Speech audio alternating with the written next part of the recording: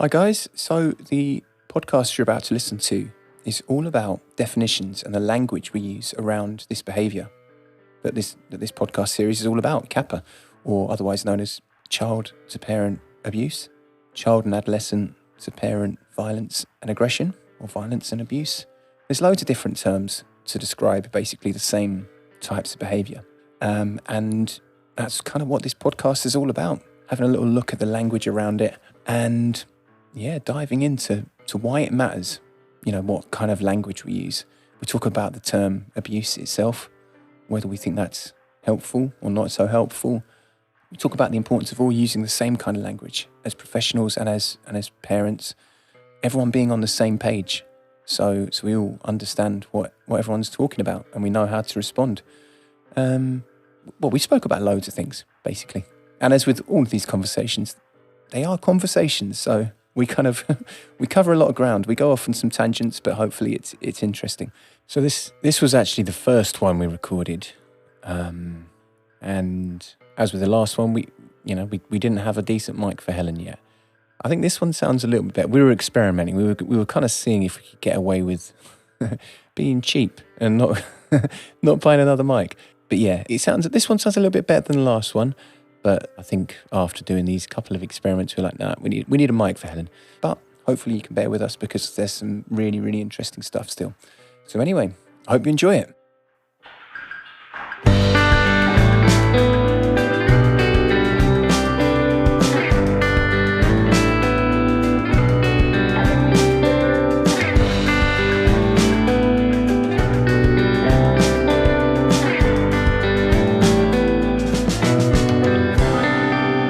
Hello and welcome to the Capa podcast. My name is Matt. I'm the senior practitioner with Capa First Response.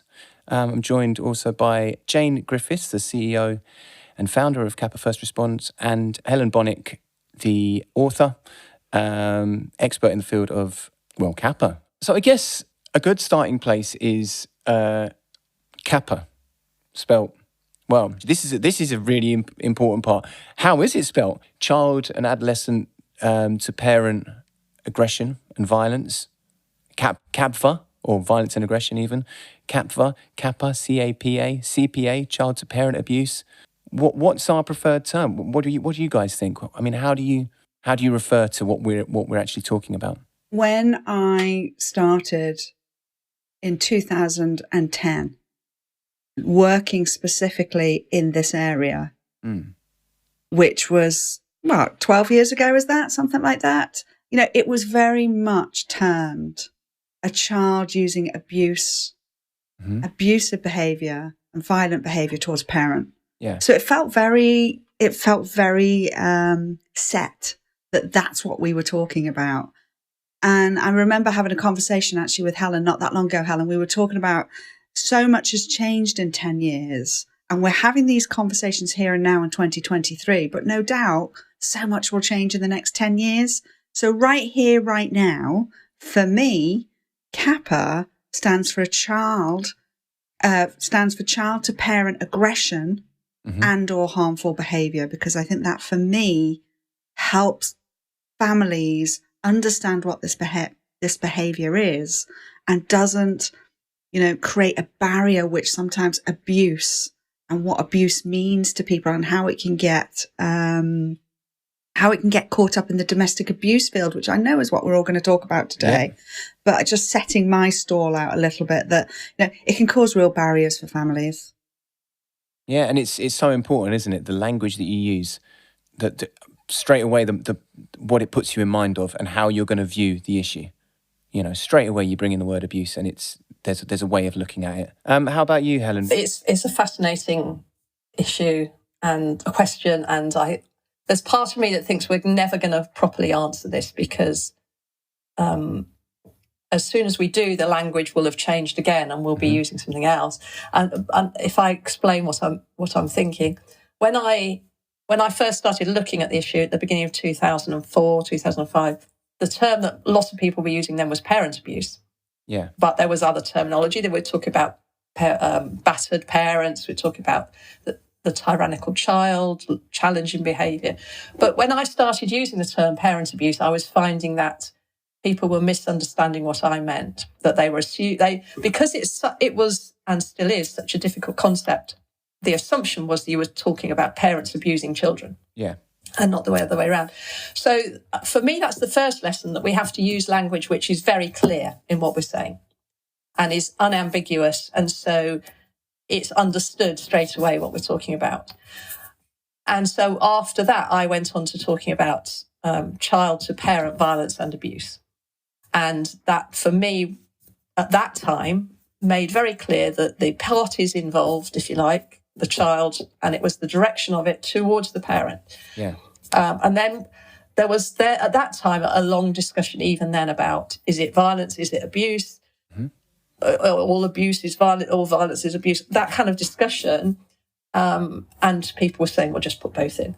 But even then, people weren't liking that. And there was a long discussion going on, particularly within the adoption community, about they felt very uncomfortable about using that terminology because the children they were working with were coming from such a place of trauma that they didn't.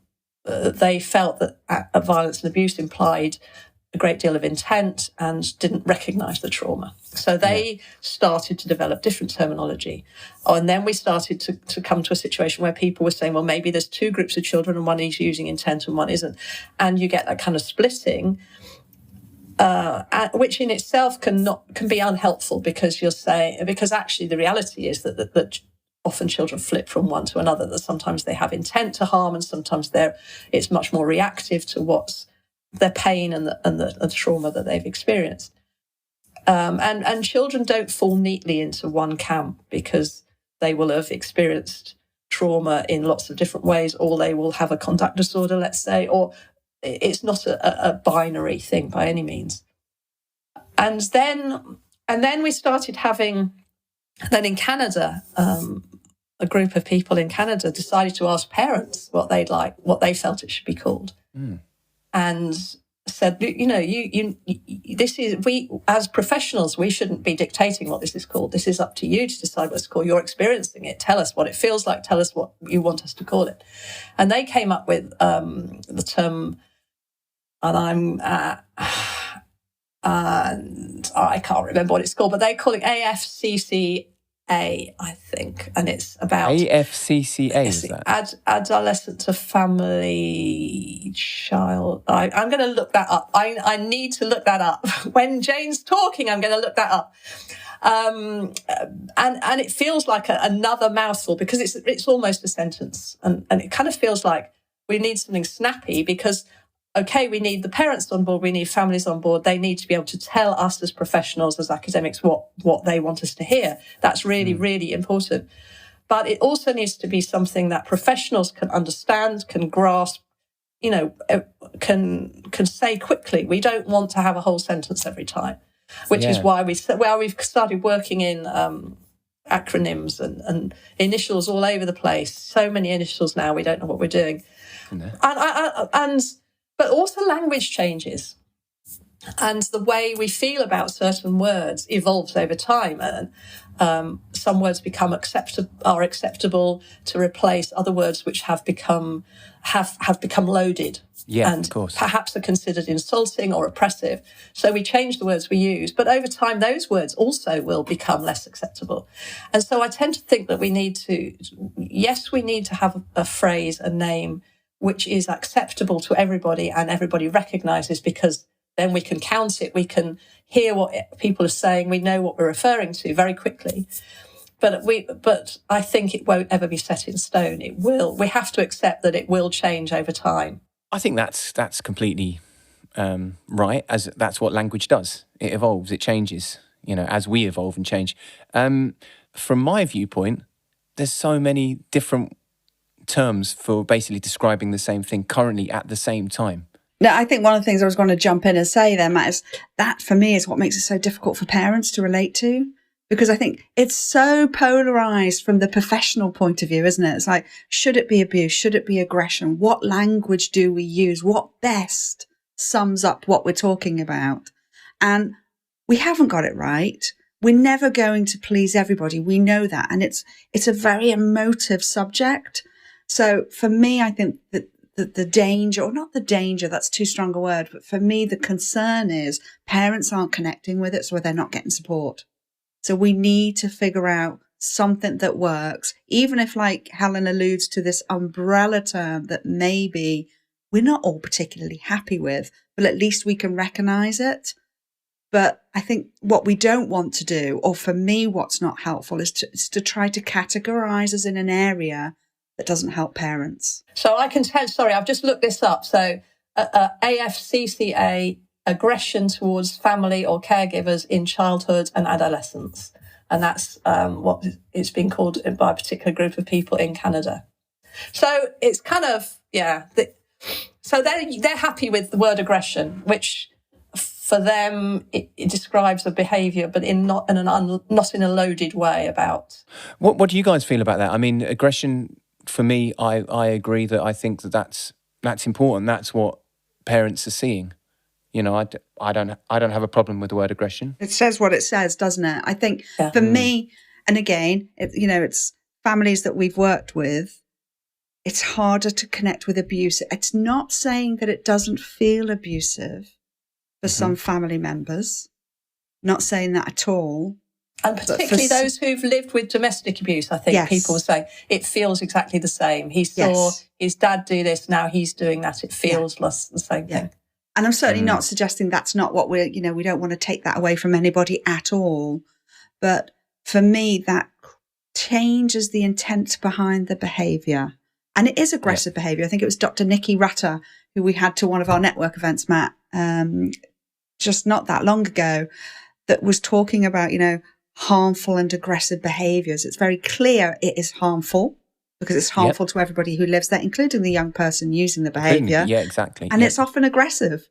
Not always, but it can be aggressive. How it feels is unique to every individual, and whether that feels abusive or not is unique to everybody. Yeah, I think you're right. I was going to do a bit of waffling, but I'm not going to. I thought that I can edit that nicely. And we started to say it's really important that everybody understands the same thing. We know what we're talking about. And I think that is one of the prime things, isn't it? That if a parent comes to us and they're using language that is different to the language we're using as practitioners, often there's a real mismatch and we don't understand, we don't hear each other properly. So as Jane's already said, if parents, families don't identify with the terminology, they think, oh, this isn't me, this isn't for me because I'm not experiencing abuse. They're perhaps feeling uncomfortable about coming forward for help. But equally, if they're talking about something in a way that we don't identify, we hear that something is not quite as bad as it is because people are maybe talking about tantrums or perhaps even feel reluctant to speak out in words how awful the situation is. It's really important that we have agreed terminology. So that's kind of the first aspect of why it's so important to have an agreed name. But also there is the aspect that if we want to be able to collect data, if we want to be able to compare around the country, if we want to be able to conduct research that is meaningful, we're going to have to use terminology which allows us to do that. And if we've got 16, 30 different terminologies that we're using, it's very difficult then for people to combine all that data. They don't all mean exactly the same thing. And so we can't do a proper compare and contrast because there'll be differences in what people are measuring. And so that it's the kind of, and we feel a bit uncomfortable saying, if we've got to name it so we can count it, because actually families aren't maybe interested in us counting it. They want us to solve it. But we have to have that kind of cold-heartedness about us as well, I'm afraid, that is, we need to be able to nail this so that we can actually prove our case, that this is the situation, we need the resources to deal with this, because here we can show you it's increased year on year, these are the figures, this is the number of families. We could only really properly do that if we have an actual agreed name, in my opinion. I agree with that, Helen, but I think I have a hesitancy about it in some ways. Just, I think for me, purely because, emails from a professional a month ago asking, do we support children as young as 3? We're working with families where children are 6 or 7. I think labeling is a very something we love to do. We love to label things and label behaviour and label what we're seeing. And whilst I see the importance of it from a research point of view and data collection point of view, which will help us, I suppose, equates to more support, more understanding around the area, labeling a child who's very young as a perpetrator of abuse just doesn't sit very comfortably. Absolutely. And I know you're not saying that, and I'm not hearing you saying that, but I'm very clear, for our organisation, the communities that we work with and the families that we've worked with, about what we do land on has got to be right, hasn't it? It's so hard. But I guess that's definitely the why the terminology is moving away from abuse, because the behaviour might be particularly difficult to manage from a younger age as well. And you're certainly not going to say like a 2-year-old is abusive. That it doesn't really, that doesn't make sense. But you can certainly say that the behaviour is perhaps different from what you might expect. So you might think, okay, there is an issue here. There's something's different here than what you might expect. And I think one of the things I was just thinking about and was going to say is, how do we interpret the behaviour of a 6-year-old compared to the behaviour of a 16-year-old? Yeah. How do we interpret that behaviour, and how do we view that behaviour as a family member or a society? So does it make it easier for us to label a 16-year-old as being abusive, and it doesn't maybe help us feel more comfortable with a 6-year-old being that? I personally don't like the idea of saying a 16-year-old is abusive, because for me it's all behind what's behind the behaviour. Definitely. Why is it happening, and does that help us then understand labels any easier? Because if we say, well, it's okay for the 16-year-old to pop along to the domestic abuse organisation to get support, which is very clearly labelled victim and perpetrator, would we be as happy to do that for a 6-year-old? So, it does create barriers. But is the behaviour derived from the same place and for the same reasons? I think we could probably go on for even, quite a long time, even longer around this, and I guess that is why there are so many names for it. There is so much discussion around how we're going to define this issue. And I think we'll unpick those sort of things as we go along as well. I don't think we can possibly, answer it. Or it's such Helen a big said that thing at the start, to didn't answer. she? She said it's probably never. It's probably we're never going to get there. But. And I think we can our try. views and what and I think we'll talk about that broadly as well as we continue.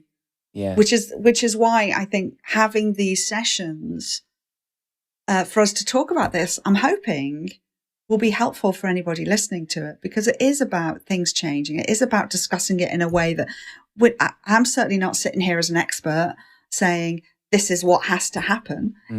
I'm just reflecting what I'm seeing with those that I'm working with and who I'm talking to, and feel like it's just a reflection back, as opposed to saying I'm sitting here as an expert saying this is what needs to happen. I've got it all worked out. Let me tell you guys. Yeah. Exactly. One of the things of setting up an organisation like Capa, every family is unique and every piece of work is bespoke, because for what may be an issue for one family may not be an issue for another. What may be an issue for one person in the family may not be an issue for another person in the family. You have to look at each individual family and think, what's going on for them? Yeah. What's the bit that was the disconnect? Yeah. That contributed to a young person figuring out that actually, in order for them to be heard, we all need to be heard, and for a child and a young person to be validated, they needed to actually use these aggressive and harmful behaviours in order to get something communicated to somebody and as an outlet for how they were feeling. Yeah.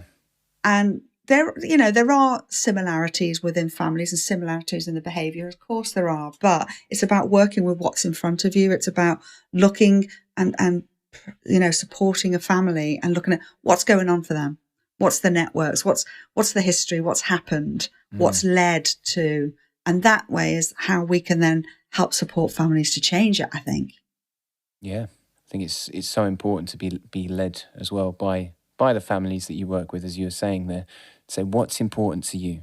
What is the need for you? How do you see it? Because I think it's really unhelpful as professionals to come in and go, right, this is I know the problem here. This is it, and I'm going to tell you all about it, and that's it. Because that is a surefire way to turn families away, in my experience, and for them to go, oh, okay, well, look, I didn't feel. Even in that situation, the parents don't feel seen or heard. Don't feel heard, yeah. Yeah, and then you're just perpetuating the problem, really. What would you like people to think about in terms of the way they talk about this behaviour and the way they refer to it? Is there anything that you'd like to sort of share or your thoughts on it? I think it is becoming much easier for people to talk about it. There's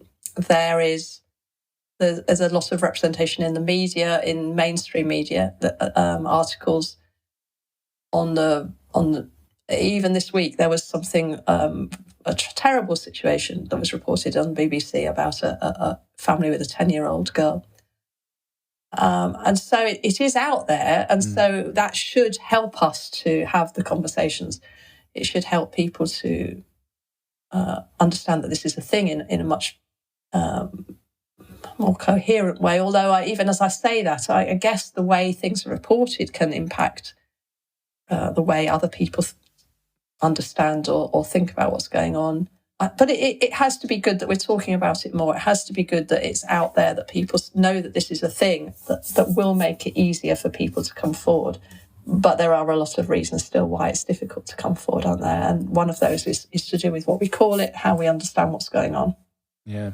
And how we as professionals respond, so that we're not dismissing people. We're spending the time to listen to families so they feel heard. So you would hope that professionals would always take the time to listen and make the families feel heard. What else could professionals do to engage more positively, with families, and best help them? It feels so important that before you were saying, Matt, about okay, this is what the problem is, this is what you need to do. It feels so important that we ask families what they've tried already. Yeah. Tell me what's worked, what hasn't worked, what have you done already? How many parenting courses have you been sent on already? Before we start diving in and saying, well, this is what you need to do. We need to do such a thorough hearing of what's going on before we start to speak. I think that would be my main takeaway. Nice. And I spoke to a parent last Friday, so a couple of days ago, and she said, I had a really good experience with a professional. They didn't judge me. They didn't blame me. And they listened to me. And they wanted to work with me. And I think they're really key things. It's listening to what that person's experience is and what that family's experience is. It's not judging the situation or judging what's happened, because often, as we know, not helpful. It's not about blaming anybody for what's happening. It's not about blaming the young person or the child or the parent. And it's about working with a family, just exactly what Helen said. The question, and we always ask a parent when we're working with them, tell us what works for you. Tell us what's worked so far. Tell us how you've managed so far, because there's lots of positives that you've already done. So it's really listening and working collaboratively with the family. That is, I think, for me as well, one of the absolute key points, working collaboratively, because you need to, that is showing respect, isn't it? But it's not setting you up to say, you got to go in and you got to do this, this and this, because the moment this and this doesn't work, a parent's going to be like, well, what do I do now? Yeah. It's really disheartening for a parent to be told to do, you've got to do this and you've got to do this and you've got to do that. And then a young person's behaviour escalates. Yeah.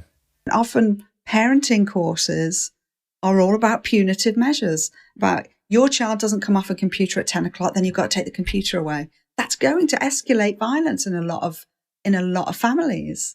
So it's not about the punitive measures that are put in place. It's working with.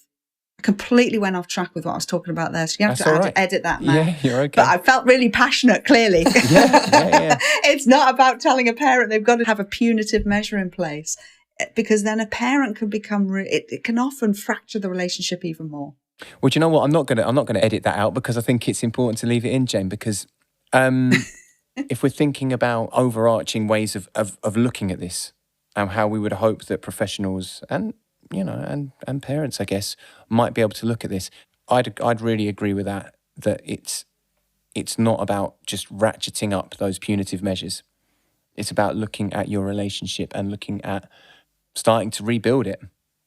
Because if things have come to this point, there is damage done to your relationship. So it's about getting your relationship back to a stronger place. And that's easier said than done, isn't it, Matt?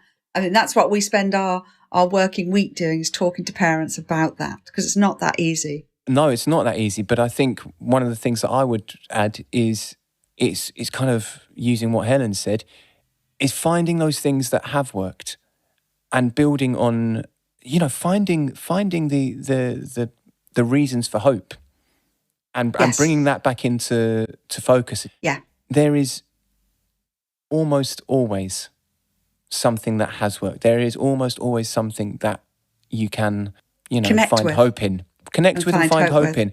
Yeah, because, and I think that is, for me, that's the most, one of the most important aspects of working with families, is helping them reconnect with that hope that things, can get better and their relationship with their child can get back to the place where they want it to be and where often it used to be. And I think that's a real key thing. A parent said to us not that long ago, Matt, and talking to us, it gave me hope again where I thought there was none.